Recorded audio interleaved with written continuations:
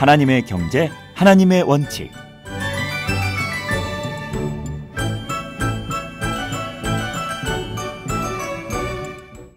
크리스천 성경적 재정 교육 시간입니다. 하나님의 경제, 하나님의 원칙. 오늘도 크라운 재정사역본부의 신희철 박사님 모셨습니다. 안녕하세요. 안녕하세요.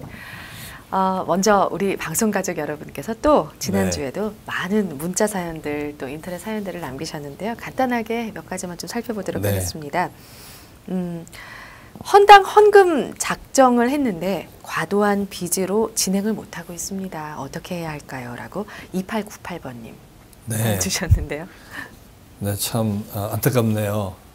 근데 이제 현실적으로 빚이 많이 있는데 그 헌당 헌금 작정의 규모가 얼마인지는 모르겠지만 아마 그 규모가 버거우신 것 같아요. 근데 물론 하나의 원칙을 보면 드리기를 먼저 해야 되기 때문에 11조를 하고 또 헌금을 해야 되는데 만약에 과도하다게 느끼신다면 이 헌당 헌금 부분을 조금 현실적으로 조정하실 필요가 있으세요. 그렇게 해서 빚도 갚아가면서 또 헌금을 유지할 수 있는 지혜 있는 균형을 찾아주시는 게 좋을 것 같습니다. 네, 아마 마음에 부담이 크실 것 같아요. 하나님께 기도하고 이런 부분을 이렇게 작정을 했는데 그거를 내가 다 못하니까 어떻게 해야 되나 이렇게 아마 염려하고 많이 계실 것 같은데요. 지혜롭게 잘 해결해 나가시기를 바랄게요. 그리고 또 11조는 정확히 어디서 10분의 1인지요? 월 수령액인가요? 고용보험 등 원천 징수액 빼고 지급되는 금액 말이에요. 라고 매번 들어오는 질문인데 그래도 오늘 또 말씀을 드릴게요. 8731번님 사연인데요. 네, 지난 시간에도 말씀드린 것처럼 11조는 하나님의 명령이고 온전한 11조를 드리려면 총 수입의 10분의 1을 드리시는 것이 맞고요. 또 어떤 분들은 이제 빚이 있으면 빚 갚기 전에는 11조를 하지 않아도 되지 않나 이런 말씀하시는데 네, 여기 있네요. 2898번님이 남편의 소득을 빚을 갚느라 11조를 못하고 있습니다. 어떻게 해야 되나요? 라고 하셨어요. 네. 11조는 선택사항이 아니고요. 필수사항이기 때문에 빚이 있으시다 하더라도 11조 부분은 정확히 하시고 그 다음에 빚을 갚는 노력을 하셔야 됩니다. 여러분 궁금한 사항들 또 재정에 관련된 여러 가지 질문들 있으시면요. 샵 1069번 문자로 지금 보내주시기 바랍니다. 오늘 또 방송 들으시면서 느끼는 점들 하고 싶은 이야기 같이 나눠주셔도 되겠습니다. 한 통에 50원이고요. 긴 문자는 100원입니다. 샵 1069번 지금 또 저희 영상 화면으로는 밑에 나가고 있습니다. 저희 게시판도 마련되어 있으니까요. 사연 올려주시면 감사하겠습니다. 자, 지난주에 이어서 오늘도 이제 드리기 관련된 부분들을 나눠볼 텐데요. 드리기에 4가지가 있다고 말씀을 해주셨어요. 큰 테두리 안에서는 드리기의 태도, 그리고 드리기의 양, 그리고 또 2가지가 어떻게 되나요? 드리기의 유익과 방식. 이렇게. 드리기의 유익과 방식. 저희가 드리기 양까지 나눠봤는데 그 가운데서 이제 11조에 대한 부분 지난주에 마무리를 했잖아요. 지난주에는 11조에 대해서 좀 설명을 드렸죠. 요약을 하면 11조는 자격시험이다.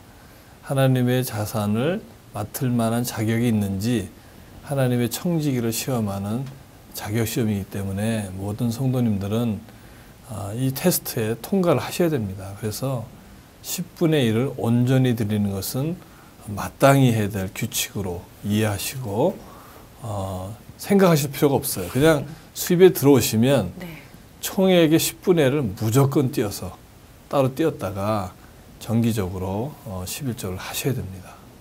그것은 타협할 수 없는 하나님의 명령이십니다. 그러면 이제 11조에 이어서 그 2번째 봉헌물 헌금에 대한 부분이 있는데요. 지난주 우리가 함께 봉독했던 말라기서 3장 8절에서 9절 말씀에 나오죠. 함께 11조와 봉헌물.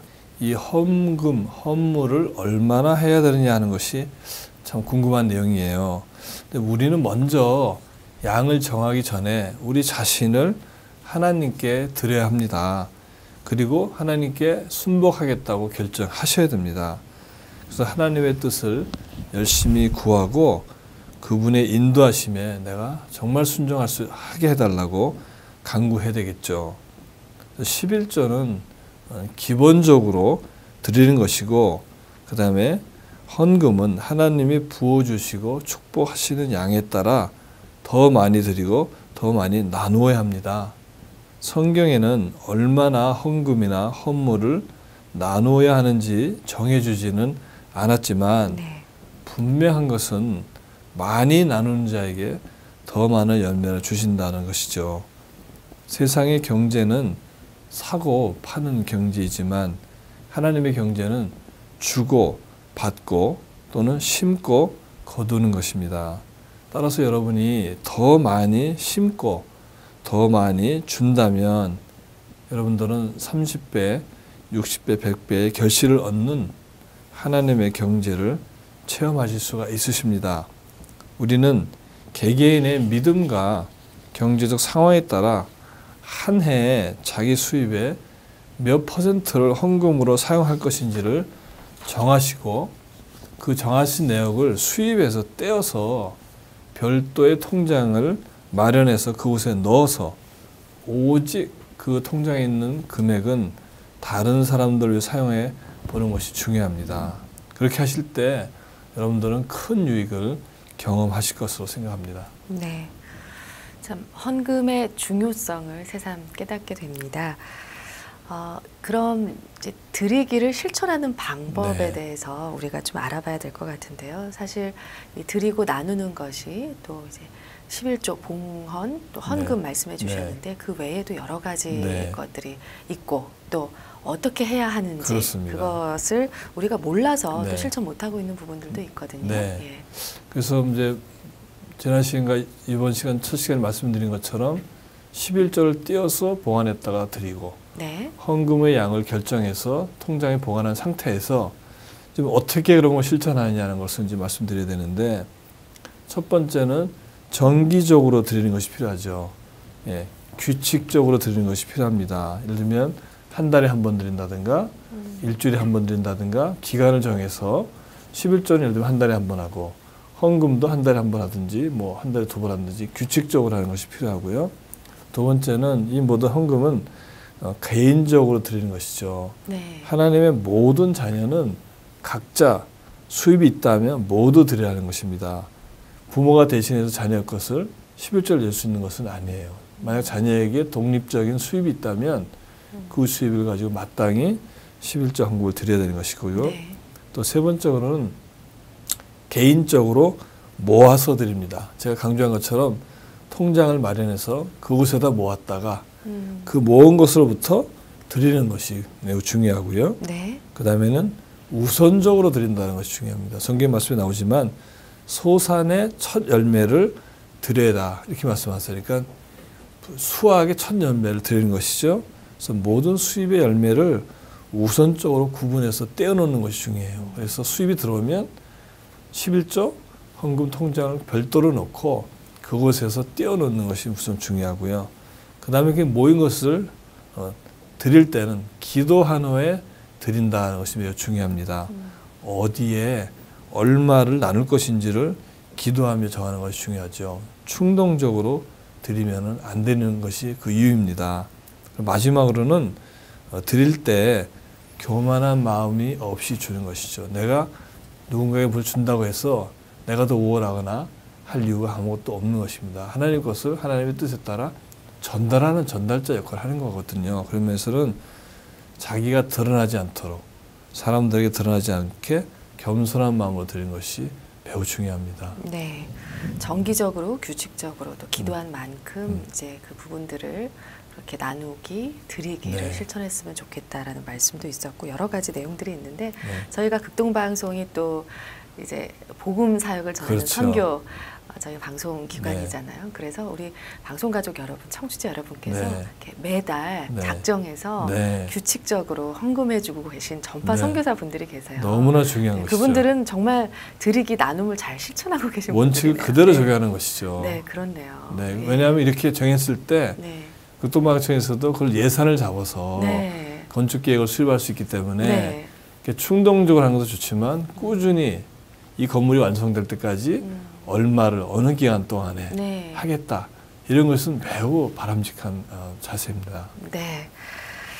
드리기, 또 심기 이런 부분에 대해서 마음으로만 소원하고 품고 있고 사실 이제 실천 못하고 망설이고 계셨던 분들 많이 있으실 거예요. 그러시죠. 또 오늘 이 시간 통해서 작정하고 기도해 보시고 그렇게 또 실천해 나가는 그런 기회가 되셨으면 좋겠습니다. 그 자녀의 이름으로 또 남편의 이름으로 네. 나누기, 네. 실천하고 심는 분들도 계시잖아요. 너무 훌륭한 것이죠. 네. 왜냐하면 우리가 많이 심을수록 열매를 많이 거두는 네. 원칙이 있기 때문에 여유가 있다면 그렇게 함으로써 그것이 그 자녀에게 든든한 기반을 형성하는 것이기 때문에 네. 사실은 유산을 남겨주는 것보다 자녀 이름으로 기부하고 그래서 네. 우리가 보면 선진국에 보면 자녀 네. 이름으로 재단을 세우거나 부모 이름으로 재단을 세워서 어떤 훌륭한 일을 하지 않습니까? 네. 그 모든 것이 이런 원칙을 잘 알기 때문에 실행하는 것입니다. 예, 그렇군요. 그리고 그 예전에 말씀을 해주셨어요. 그 아이들에게 재정 교육을 시킬 때 나눔 통장, 나눔 네. 저금통을 네. 꼭 마련해 주었으면 그렇습니다. 좋겠다라는 네. 그런 이야기를 들려주셨는데 한 번만 다시 저희가 네. 좀 생각할 수 있도록 말씀해 주시면 좋겠어요. 왜냐하면 이 관대함이라는 것이 굉장히 중요한 네.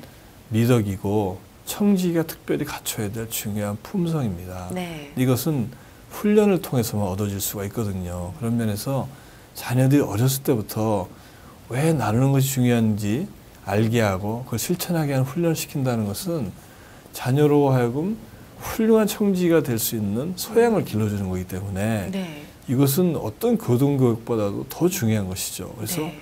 만약에 자녀가 그런 교육을 통해서 기꺼이 나누는 관대한 마음이 생긴다면 이 자녀는 하늘나라의 자기 장래에 든든한 파운데이션을 지금 깔고 있는 작업을 하는 거거든요. 왜냐하면 네. 하나님이 그런 자를 축복하신다고 약속했기 때문에. 네. 그래서 그런 자녀들은 부모님이 걱정 안 하셔도 장래가 네. 아주 밝고 그들의 미래는 아주 하나님이 책임지시기 때문에 얼마나 네. 든든한지 모르는 것이죠.